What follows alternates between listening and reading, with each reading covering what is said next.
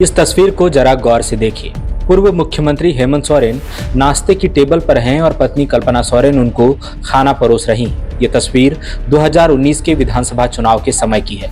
तब हेमंत सोरेन चुनाव प्रचार में व्यस्त थे और उनको पूरे प्रदेश का दौरा करना होता था। पत्नी कल्पना सोरेन उनके भोजन और सेहत का पूरा ख्याल रखती थी। अब ये तस्वीर देखिए। कल्पना मुर्मू सोरेन मंच पर हैं और जनसभा को संबोधित कर रही हैं। पति हेमंत सोरेन कथित जमीन घोटाला केस में जेल में हैं और उनकी गैर मौजूदगी में कल्पना मुर्मू सोरेन ने मोर्चा संभाला है। इन दो तस्वीरों के बीच का अंतर 4 साल का है।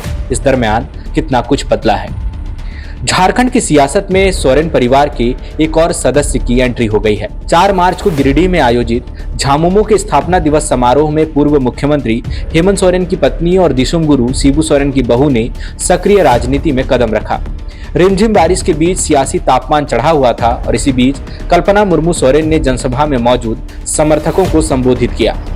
कल्पना मुर्मू सोरेन हालांकि इससे पहले कई बार पति हेमंत सोरेन के साथ कई सामाजिक, राजनीतिक और धार्मिक कार्यक्रमों में सार्वजनिक मंचों पर नजर आई थीं। कभी कभी वक्ता के रूप में भी हिस्सा लिया था। लेकिन जब 31 जनवरी को हेमंत सोरेन को कथित जमीन घोटाला केस में ईडी ने हिरासत में लिया तो सबकी निगाहें कल्पना मुर्मू सोरेन पर थीं। इसकी वजह भी है। गिरिडीह की सभा में कल्पना मुर्मू सोरेन का संबोधन आप सब ने सुना ही होगा।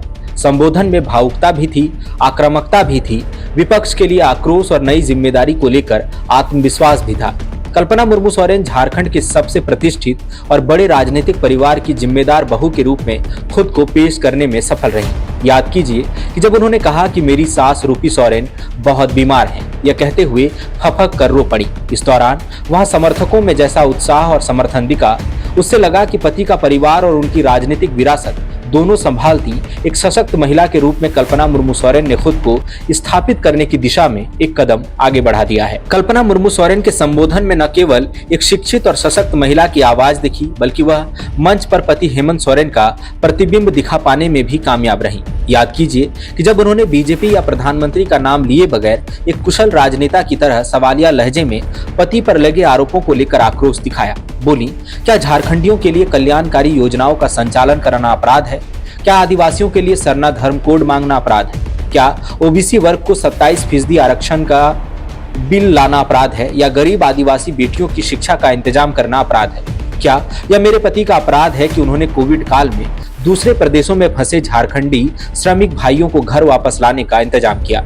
गौर कीजिए कि दुमका और भोगनाडीह की सभाओं में कुछ महीने पहले हेमंत सोरेन ने भी ऐसा ही कुछ कहा था। कल्पना मुर्मू सोरेन ने प्रधानमंत्री का सीधे सीधे नाम तो नहीं लिया, लेकिन एक मंझे हुए राजनेता की तरह इशारों में ही खूब निशाना साधा। केंद्र सरकार और बीजेपी को आड़े हाथों लेते हुए कल्पना मुर्मू सोरेन ने कहा कि वे बड़े लोग दिल्ली में रहते हैं। दिल्ली तो दिल वालों का शहर कहा जाता है, लेकिन उनका व्यवहार देखकर ऐसा लगता है मानो उनके सीने में दिल धड़कता ही नहीं। वे लोग षड्यंत्र करते हैं, इतना गिर गए हैं कि यह भी नहीं देखा कि एक झारखंडी राज्यवासियों के हित में काम कर रहा है।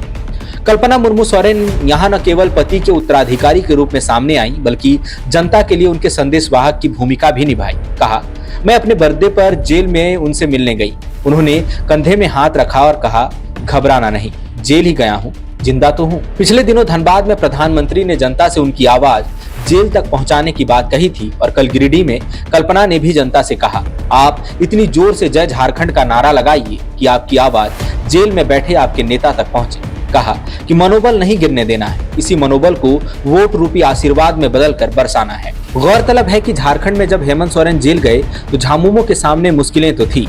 वैसे तो पार्टी में बहुत सारे अनुभवी नेता हैं, अच्छे वक्ता भी हैं, लेकिन पार्टी को एक ऐसे नेता की जरूरत थी जो सही मायनों में हेमंत सोरेन की आवाज बन सके, जनता और हेमंत सोरेन के बीच एक कड़ी का काम कर सके।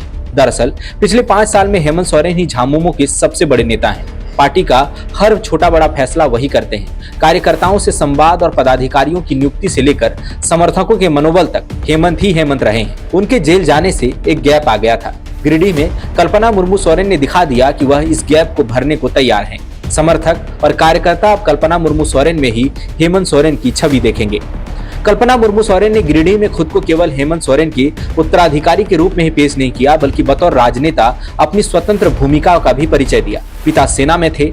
कल्पना मुर्मू सोरेन ने इसका जिक्र काफी जोर देकर किया। कहा कि देश और समाज सेवा उनको विरासत में मिली है। अनगढ़ा में खनन पट्टा लीज मामले में राजभवन को निर्वाचन आयोग की चिट्ठी, साहिबगंज खनन घोटाला केस में 17 नवंबर 2022 को ईडी की पूछताछ और फिर रांची में कथित जमीन घोटाला केस में समन, ऐसी कुछ घटनाएं थी जिसकी वजह से सियासी गलियारों में कयासों का दौर शुरू हुआ था कि यदि हेमंत सोरेन को किसी अप्रिय कानूनी या राजनीतिक घटनाक्रम का सामना करना पड़ा तो उनकी विरासत कौन संभालेगा। फिर जब 31 दिसंबर 2023 को गांडे विधायक डॉक्टर सरफराज अहमद ने इस्तीफा दिया, तब फिर जब 30 जनवरी को सीएम आवास में सत्ता पक्ष के विधायकों की बैठक में कल्पना सोरेन मौजूद रही, तब भी स्पष्ट हो गया कि हेमंत सोरेन का उत्तराधिकारी कौन होगा। 5 फरवरी को जब कल्पना सोरेन ने ऐलान किया कि अब से वही पति हेमंत सोरेन के सोशल मीडिया अकाउंट चलाएंगी, तभी उन्होंने सक्रिय राजनीति में दस्तक का ऐलान कर दिया था। 3 मार्च को अपने जन्मदिन वाले दिन कल्पना मुर्मू सोरेन ने पहले होटवार जेल जाकर पति हेमंत सोरेन से मुलाकात की और फिर शिबू सोरेन और सास रूपी सोरेन से मिली। इसके बाद सक्रिय राजनीति में दस्तक देने का ऐलान कर दिया।